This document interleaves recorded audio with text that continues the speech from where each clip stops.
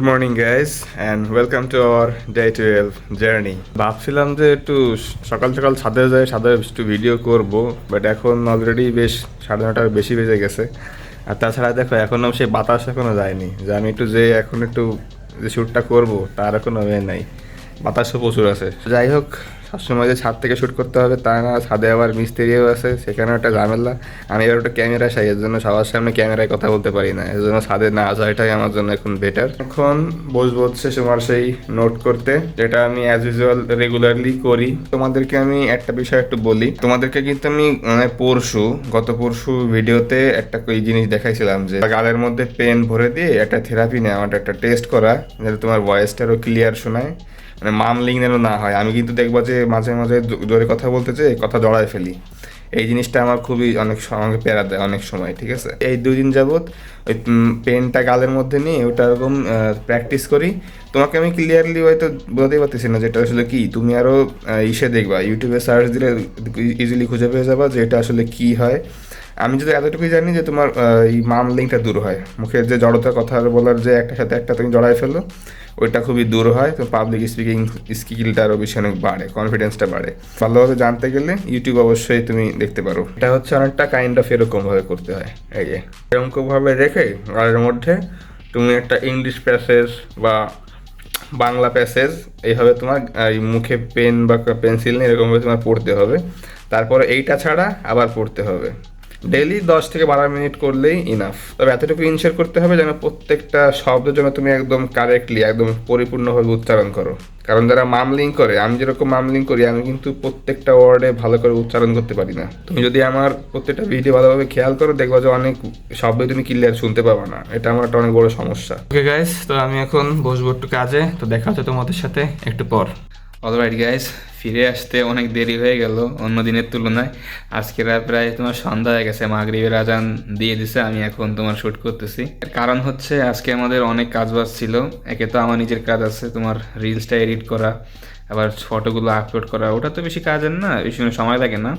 বেশি তোমার রিলসটা তৈরি করার সময় লাগছে, আবার ঘরের কাজ আছে, আবার আমাদের হচ্ছে তোমার বাসায় রং মিস্ত্রি কাজ করতেছিল, তো ছাদটা এর জন্য পুরো অগোছালো হয়েছিল, ছাদটাও গোছানো লাগছে। আবার আমার প্যান্টের অবস্থা পুরো খারাপ হয়ে গেছে। বিশ্বাস করবা কিনা জানি না, আমার যে ভিডিও করতে হবে ওইটা আমি ভুলেই গেছি। কি মনে করে জন্য আমি গ্যালারিতে ঢুকছি, ঠিক আছে, এরপরে দেখি ওই টপে আমার ভিডিও একটা পড়ে আছে, সকাল যেটা আমি শ্যুট করছি গ্যালারিতে জমে আছে। পরে ওইটা থেকে ও আজকে তোমার ভিডিও করার কথা, ভিডিও করতে হবে, মানে আমার মাথায় ছিল না, বুঝো, যেটা আমি ডেইলি করি ওটা আমি ভুলেই গেছি। এটা মনে করে হচ্ছে আমি এখন আসলাম।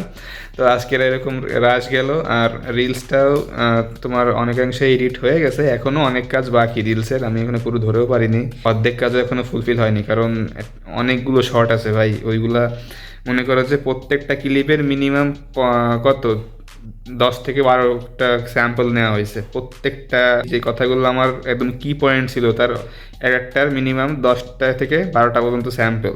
তো এই স্যাম্পলগুলো ফিল্টার করা, কোনটা চুজ করব, কোনটা বাদ দিব, ওইটা করতে করতে আরও টাইম লাগছে।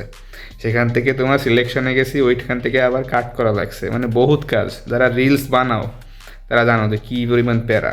আনকাট না করি তাহলে ওই তোমার ভিডিও লেন্থ প্রায় অলমোস্ট কত হবে জানো, প্রায় 12 থেকে 15 মিনিট হয়ে যাবে ওই লেন্থ, যদি আমি তোমার কাট না করি। কাট করতে করতে করতে ওটা আমার 1 থেকে 1.5 মিনিটের মধ্যে আনতে হবে। তাহলে এটা কতটা হার্ড জব, ওর মধ্যে আমাকে ফাইন্ড আউট করতে হবে যে কোনটা আমার বাদ দিতে হবে, কোনটা আমার রাখতে হবে। তো it's a really time consuming thing. দেখা যাক, আমরা আগামীকালকের মধ্যে এই জিনিসটা আপলোড করে ফেলবো, যেভাবেই হোক আগামীকালকে আমাদেরকে এটা আপলোড করার চেষ্টা করতে হবে। ওয়েল গাইস, তো তোমাদের কিন্তু সব বিষয়ে আপডেট কিন্তু আমি জানিয়ে দিয়েছি। আর আজকে হচ্ছে আমাদের একটা ডিজাইনের টি শার্টের ছবি আমরা ফেসবুকে, ইনস্টাগ্রামে আর টিকটকে পোস্ট করে দিয়েছি। তোমরা চাইলে ফেসবুক আর ইনস্টাগ্রাম থেকে ওটা দেখতে পারবা, আমার ডেসক্রিপশনে লিঙ্ক দেওয়া আছে, তোমরা ওটা চেক করে নিও। অলরাইট গাইস, তো এতক্ষণ আমার মোবাইলটা চার্জ হচ্ছিল, তো এর জন্য ভিডিওটা করতে করতে একটু লেট হয়ে গেল। যাই হোক, আজকে আমাদের কাজ বাজে একটু অনেক ডিলেই হয়ে গেছে বলা যায়। আমার যে অন্য দিনে কিন্তু আমি আমার প্রত্যেকটা দিনের যে রুটিন থাকতো, আমার যেই মানে মোস্ট ইম্পর্টেন্ট যে কাজগুলো আমি নোট করতাম, তার অনেকগুলো আজকে হয়নি। বিশেষ করে আমার ক্যানভা কোর্স করতে হয়, ক্যাপকাটের কোর্স করতে হয়, যেহেতু আমার গ্রাফিক ডিজাইনের জন্য আমার টি শার্টের যে ডিজাইনগুলো আমার ক্যানভার মাধ্যমে করা লাগে।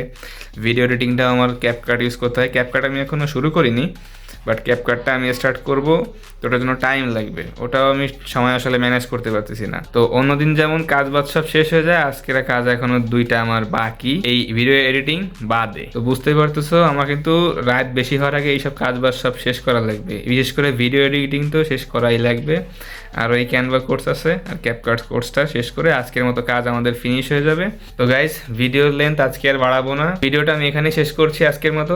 তোমাদের সাথে দেখা হচ্ছে আগামীকাল। ওকে, আল্লাহ হাফেজ।